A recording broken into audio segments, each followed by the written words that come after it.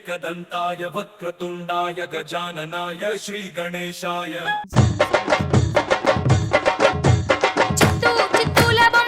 బామ్మ బతుకమ్మని భలే చక్కగా పేరుస్తున్నాయి. ఎవరు నేర్పించారు ఇవన్నీ నీకు? మీ తాతను పెళ్లి చేసుకున్న దగ్గర నుంచి ప్రతి దసరా పండక్కి బతుకమ్మ దగ్గరికి వెళ్ళి ప్రసాదం తీసుకురమ్మనేవాడు. నేనేమో పుట్టి చేతులతో ఏం వెళ్తావులే అని ఎంగిలి పూల బతుకమ్మ నుంచి సద్దుల బతుకమ్మను సాగనంపేంత వరకు ప్రతిరోజు రోజుకో బతుకమ్మను చేసుకొని వెళ్ళేదాన్ని. అప్పటి నుంచి ఇలా సాగుతుంది. ఏంటి ఎంగిలి పూల బతుకమ్మ అంటే? ఏంటే మొహం అలా పెట్టావు? మీరు బడికి పోతే అక్కడ ఇవి కూడా చెప్పట్లేదా? మా రోజులే బాగుండేవి కదే. ఏ పండుగ చేసుకున్నా మూలాలతో సహా చెప్పేవాళ్ళు మాకు. సరేలే, నేను చెప్తాను, ఇక వినండి. బతుకమ్మని 9 రోజులు అంటే నవరాత్రులు పూజిస్తారు అన్నమాట. కొన్ని చోట్ల తల్లి దుర్గాదేవిని కూడా ప్రతిష్ఠించి పూజలు చేస్తారన్నమాట.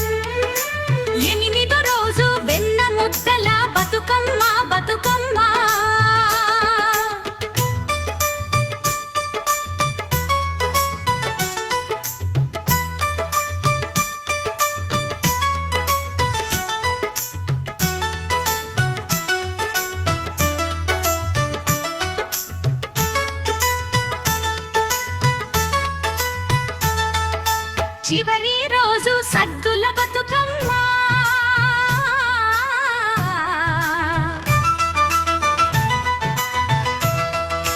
సంఖ్యలు తొలగి సంతోష రాగమ్మ,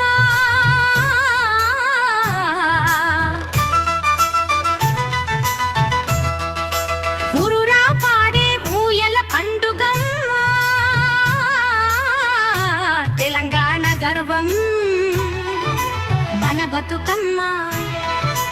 బతుకమ్మ మన బతుకమ్మ, బతుకమ్మ మన బతుకమ్మ.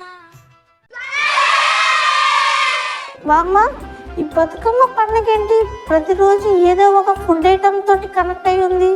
ఎందుకలా? బతుకమ్మ అంటే ప్రకృతిని ఆరాధించే పండుగ. పూలతో ఆడుకోవడం ఒకవైపు, ఆహారంతో ప్రార్థించడం మరోవైపు. ప్రకృతి ఇచ్చే అన్నం, పాలు, పప్పు, కూరగాయలు ఇవన్నీ మన జీవనాధారం. అందుకే ప్రతిరోజుకి ఆహారమే ప్రతీక అనడానికి ఇలా పెట్టి ఉంటారు పెద్దవాళ్ళు. అదిరా పిల్లగాళ్ళు, రోజుకో పలారం అంట. మండపాలతో సంబంధం లేకుండా అన్నిటినీ కవర్ చేసేయాలి. ఏంటి ఏమంటారు? మరి అందరూ ఒకేసారి ప్రసాదం పెట్టేస్తే ఏముంది? అమ్మా అమ్మ నడుకున్నా పోయి. ఏంటి కామెడీయా? మరి లేకుంటే నిజంగా నడుకుంటావు పోయి. సాయిరామ్, వీడు ఓవర్ యాక్షన్ నేను తట్టుకోలేకపోతున్నారా? అర్జెంటుగా నువ్వు ఇక్కడి నుంచి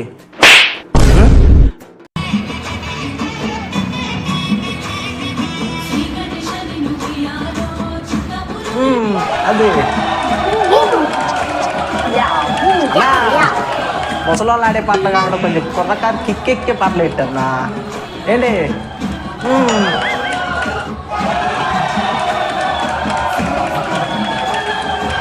బా ఇంకెంతసేపు రా బాబు, చూడలేక చచ్చిపోతున్నాయి వీళ్ళ డ్యాన్స్.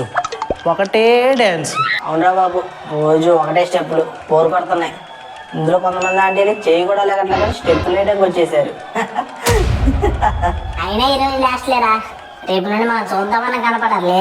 అడిగించేసారా బాబు, రేపు నుండి గోల ఉండదు. అయితే అదే మనం వినాయకుడి కాడ కొంచెం సౌండ్ పెడితే కయ్యి మనేసేటోళ్ళు వీళ్ళు.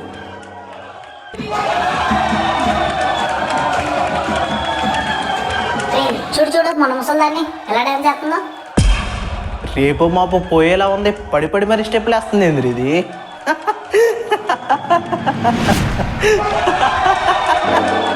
రే ఆపండ్రా, మీరు మనుషులా లేక పశువులా?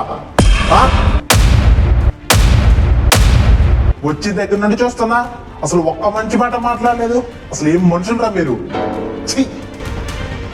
ఇక్కడ ఇంతమంది ఉన్నారు, వాళ్ళు ఒక్క నోరు తెచ్చి ఒక్క మాట అనట్లేదు. ఓహో, మీ ఇంట్లో ఆడవాళ్ళు లేరనే కదా ఇక్కడ? ఏంటి ఇందాక ఏదో అంటున్నారు, చేతులు లేకడ వాళ్ళు కూడా వచ్చి స్టెప్పులు వేస్తున్నారా? చూసే వాళ్ళకి ఏదో కన్నుల పండుగ కోసం వాళ్ళు ఆ స్టెప్పులు వేయట్లేదు.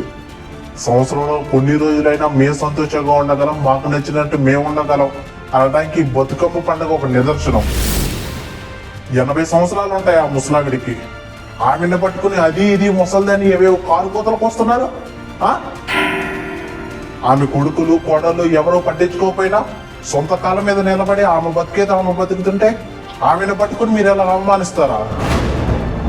ఆమెను చూస్తుంటే అంత వేళాకోళం ఉందా మీకు? ఈ రోజే కానీ అవ్వలేకపోతే ఇక్కడ ఎంతమంది ఆడపడుచులు వచ్చి బతుకమ్మ ఆడేవారే కాదు. అది ఆమె గొప్పతనం. వీళ్ళని కాదు గణేష్ అనేది, వీళ్ళని నా పెంచిన అమ్మా నాన్నలు అనాలి. అసలు తప్పు సుబ్బారావు గారు, ఇంట్లో ఈ ఎదవలు ఎలా ఉండరు, బయటకు వచ్చాకే ఎవడు నన్ను ఏం చేయాలని ఎగిరెగిరి పడుతుంటారు. అయినా ఇక్కడ ఇంతమందిలో కూడా వాళ్ళు ఏమాత్రం భయపడకుండా ఇన్ని మాట్లాడుతున్నారంటే ఇక్కడ ఉన్న ప్రతి ఒక్కరి తప్పు ఇది. ఇక్కడ ఒక్కరైనా వీళ్ళు మొదలు పెట్టినప్పుడే మాట్లాడంటే ఎంతవరకు వచ్చేదే కాదు. ఇప్పుడు చూడండి, ఇలా రోడ్డు మీదకి వచ్చి మీ ఇంట్లో వాళ్ళు పరుగు తీయకండి. సరదా ఉండాలి, ఉండకూడదని నేను అన్నాను. ఎప్పటి వరకు? హద్దులు మీరనంత వరకే సరదాలు. ఒక్కసారి హద్దులు దాటాయంటే మిమ్మల్ని నాశనం చేస్తాయి, గుర్తుపెట్టుకోండి.